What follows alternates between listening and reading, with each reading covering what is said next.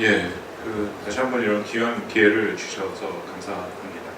우리 박명규 교수님이 먼저 질문을 주셔서 그 질문에 대한 답부터 좀 드리고 가겠습니다. 저는 아까 방 총장님 말씀하신 그것이, 그러니까 비핵화가 과연 한반도의 항구적인 평화 체제를 갖고 오느냐, 저는 충분 조건은 아니다라고 생각하지만 필요 조건이라고 생각합니다. 다 아시다시피 북한의 비핵화에 대한 확실한 진전 없이는 지금 유엔 제재 결의, 또 미국이 부과하고 있는 여러 가지 독자 제재 결의가 해제되거나 완화되기가 굉장히 어렵습니다. 그렇게 되면 아까 방 총장님께서 소개해 주신 북한 개발 계획이라는 것도 결국 한 발 앞으로 나가기가 힘들다라는 거죠. 저는 경제적인 요소 굉장히 중요하고 앞으로 항구적인 평화 체제가 오는데 당연히 경제 통합과 경제 발전이 필요하다고 생각하는데, 그러기 위해서라도 북한의 비핵화는 선행돼야 된다라는 게 제 생각입니다. 질문을 이상하게 우리 신범철 박사랑은 제가 사실은 18년을 같이 일을 했고요. 지금도 같이 일을 하고 있기 때문에 거의 생각이 이렇게 다른 게 없습니다. 그래서 신범철 박사에 대한 질문은 거의 좀 없다라고 아무리 찾아도 그렇고요. 오히려 조동준 교수가 또 굉장히 새로운 시각을 많이 보여줘서 괜찮다면 조동준 교수에게 좀 질문을 했으면 하는 바람이 있습니다. 저도 개인적으로 4.27 남북 정상회담, 6.12 북미 정상회담을 보면서 많은 기대를 했었고요. 특히 저도 꼭 평양에 가서 옥류관 냉면을 먹고 싶은 게 저의 꿈이고요. 제가 저희 포항의 한동대에서 왔습니다.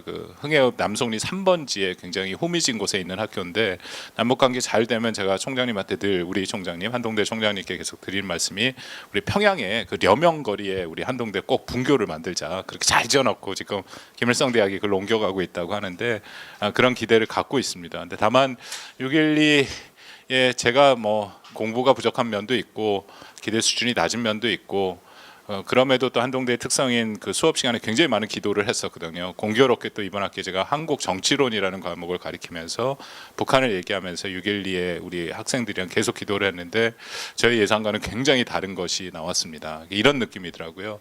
학생들한테 기말 보고서를 제출하라고 했는데 제출한 걸 받아보니까 서론만 있는 거예요. 그래서 여러 번 보면서 이게 본론이 어디 있나 빠졌나 제가 했던 딱 그 느낌이었습니다. 6.12 공동성명을 이제 기자가 먼저 보내줬는데 제가 쭉 읽고 기자한테 질문했어요. 나머지는요? 근데 이게 다라는 겁니다. 그래서 이상하다. 1, 2, 3에 대한 분명히 후속이 뭐가 있어야 되는데 각자에 되는데 없다라는 거죠. 그러니까 이게 글쎄요, 서론만 있고 본론이 안 써진 듯한 성명서를 받아봐서 제가 좀 당황을 했던 그런 생각이 있습니다. 근데 그 이후에도 계속 미국의 트럼프 대통령이 얘기하고 또 폼페이오 장관도 얘기한 것이 암묵적 합의가 굉장히 있었다. 그래서 앞으로 실무회담이 곧 시작이 된다. 저는 앞으로 한 1, 2개월 후면 6.12 정상회담의 실체가 확실히 좀 확인되는 그런 시간이 있지 않을까 하는 기대를 합니다. 조동준 교수님에게 좀 질문을 드리고 싶은데, 우리가 늘 이 핵 문제를 다루다 보면 같은 고민입니다만 사례 수가 너무 적잖아요. 결국은 핵을 가진 국가도 별로 없기 때문에 사례 수가 적어서 그걸 갖고 우리가 뭔가를 한다라는 거에 어려움이 있다라는 건데, 그걸 역시 이걸 어떻게 극복해야 되는가 하는 게 첫 번째 질문이고요. 두 번째는 미국 회담이 여러 종류로 나누어서 하는 것이 바람직하다. 2018년 하반기까지 양국 입장이 확인될 것이다. 그런 말씀하셨는데, 제가 이번 6.12 정상회담을 보면서 제일 안타까웠던 부분이 이 부분입니다. 사실 지난 몇 달 동안 이런 회의를 수십 번 정말로 많이 했었고 전문가들 다 모여서 토론을 했는데 이게 상당히 근접을 했었거든요. 한 4가지 분야로 간단히 말씀을 드리면, 비핵화의 정의 부분이 남아 있었는데 그게 이제 CVID냐 아니냐. 근데 그것도 구태여 CVID로 안 써도 비슷한 한국말로 조선말로 바꿔 쓰면 되지 않느냐까지 얘기가 됐었고, 이제 비핵화의 정의죠. 그 다음에 비핵화의 시기인데 그게 2020년까지 갈 거냐 말 거냐, 과연 북한이 그것을 받아들일 수 있을 거냐 없을 거냐, 그게 얘기가 됐었고, 그 다음에 세 번째가 비핵화의 방법인데 결국 검증 방법이죠. 이것을 이제 북한에 대해서 임의 사찰, 특별 사찰이 가능할 것이냐 말 것이냐. 마지막으로 비핵화의 조건인데 그것이 이제 북한이 비핵화를 하는 대신에 어떤 체제 안전 보장안을 줄 수 있을 것인가. 제가 지금 드린 말씀은 그거 각각에 대해서도 굉장히 많은 대안들이 검토가 됐습니다. 그래서 사실은 제 판단에는 거의 다 됐다라고 생각이 되거든요. 근데 물론 그 가장 핵심적이고 미묘한 부분이 안 됐기 때문에 그래서 정상회담이 필요한 거고, 그래서 트럼프 대통령과 김정은 위원장이 만나서 이른바 통 큰 결단을 해야 되는 거고, 그래서 기대 수준이 높았는데 결국 나온 거는 그런 얘기들이 하나도 없다라는 거죠. 폼페이오 장관과 뭐 김영철 라인이 될 것인지, 뭐 리용호 라인이 되겠지만 될 것인지 다시 실무선에서 얘기를 해도 제가 드린 이 말씀은 여기까지 다 와 있던 거래요. 그렇기 때문에 다시 실무회담이 되더라도 그것을 실무에서 결정할 수 없고 다시 만나야겠죠. 그러니까 그렇게 따지면은 2018년까지 양국 입장이 확인된 거, 제가 이해하기는 뭐 많이 확인이 됐다라고 생각이 됩니다. 또 하나 조 교수님이 재밌는 말씀하셨는데 정보 불균형의 문제가 해결되는 과정이다. 불균형의 문제 분명히 있죠. 그렇지만 우리가 지난 25년간 북한과의 협상을 하면서 늘 우리가 받았던 정보 왜곡의 문제는 어떻게 할 것인가? 북한이 의도적이든 아니든 정보를 상당히 왜곡해왔던 것도 사실이거든요. 그 문제는 어떻게 할 것인가. 그러기 때문에 결국 검증이 핵심 아닌가. 검증 문제에서 걸려 들어가는 거 아닌가. 근데 그 검증은 한 번도 우리가 해본 적이 없거든요. 북한이 결국 검증을 받아들이지 않았기 때문에. 그것은 또 어떻게 보면 북한의 구조적인 문제죠. 검증을 하려면 북한에 가서 북한을 다 뒤집어 엎어야 되는데 북한이 과연 그걸 받아들일 수 있을 것인가. 그 문제가 좀 고민이 되고요. 신봉철 박사의 거는 그 북미 정상회담 공동합의문을 2000년 북미 커뮤니케와 비교를 했지 않습니까?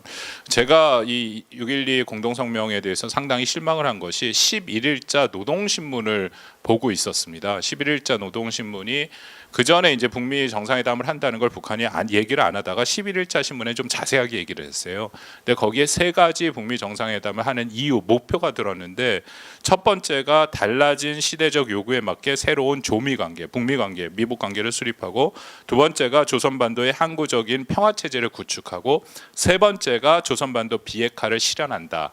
그게 이제 북한이 발표한 이번에 북미 정상회담의 목표였는데, 이번에 6.12 종성회담의 공동성명서의 순서도 안 틀리고 그대로 나왔습니다.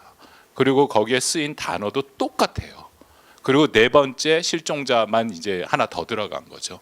그러니까 제가 그걸 받아보고 이것은 뭐 트럼프 대통령이 공공연하게 그리고 굉장히 자신 있게 얘기했던 이른바 빅딜이 아니다라는 생각이 들더라고요.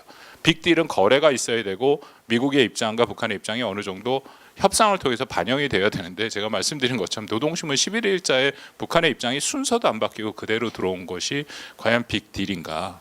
그 부분에 대해서 실망이 있었다라고 생각이 되고요. 마지막으로 우리 윤동영 그 원장님 말씀하신 것도 제가 조금 한번 고민이 되는데, 특히 계속 그 경제 협력이 이루어지면 아까 말씀드린 것처럼 제재 완화가 이루어져야 되지 않습니까? 아까 3단계로 말씀하셨는데 1단계 대북 제재 완화로 북핵 신고 및 동결이 들어가 있습니다. 그러니까 2단계에는 이제 북핵 사찰 및 검증. 근데 이게 우리가 함정인 게 북한 비핵화, 북한뿐만 아니라 비핵화의 단계는 딱 2단계입니다. 원래는 신고, 검증, 폐기예요. 근데 이것을 9.19 2005년 북한이 협상을 하면서 5단계로 늘려놨습니다. 시작이 핵 동결, 핵 불능화, 신고 검증을 나누고 맨 마지막 핵 폐기로 갔거든요. 근데 트럼프 대통령이 6.12 전까지 계속 얘기한 거 그 5단계로 해서 결국 실패했기 때문에 우리는 이번에 거꾸로 들어가겠다.